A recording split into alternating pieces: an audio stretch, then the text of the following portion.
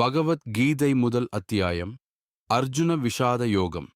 இதை கதையாகவும் நம் வாழ்க்கைக்கு எப்படி பயன்படுத்தலாம் என்பதையும் எளிமையாக புரிந்து கொள்வோம். போர் ஆரம்பிக்கப் போகிறது. இது சாதாரண போர் இல்லை. குடும்பத்திற்குள் நடக்கும் ஒரு பெரிய யுத்தம். வீரன் அர்ஜுனன் தனது தேரோட்டி கிருஷ்ணரிடம் சொல்கிறான், என்னை போர்க்களத்தின் நடுவில் கொண்டு போடு. அவன் சுற்றி பார்க்கிறான். அங்கே அவன் தாத்தா இருக்கிறார். அவன் ஆசான் இருக்கிறார்.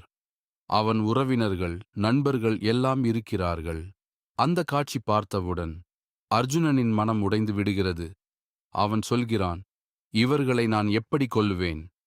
இந்த போரில் வெற்றி பெற்றாலும் அதற்கு அர்த்தம் என்ன? நான் போராட மாட்டேன். அவன் கையில் இருந்த வில் கீழே விழுகிறது. அவன் உட்கார்ந்து விடுகிறான். மனம் முழுக்க குழப்பம். இப்போது இதை நம் வாழ்க்கையோடு கனெக்ட் பண்ணி பார்ப்போம். வாழ்க்கையில் நாமும் பல நேரங்களில் அர்ஜுனன் மாதிரி ஆகிறோம். எந்த டிசிஷன் எடுக்கணும் என்று தெரியாமல் இருக்கும்.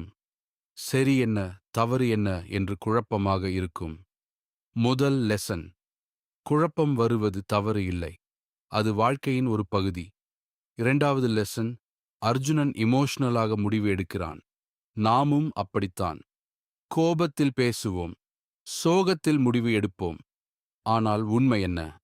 எமோஷனல் முடிவுகள் பெரும்பாலும் தவறாகிவிடும். அதனால் காமான பிறகுதான் முடிவு எடு.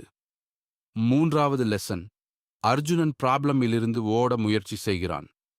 நாமும் அதே மாதிரி. கஷ்டம் வந்தால் அவாய்ட் பண்ணுவோம். ஆனால் நீ ஓடினாலும் ப்ராப்ளம் ஓடாது, அதை எதிர்கொள்ள வேண்டும்.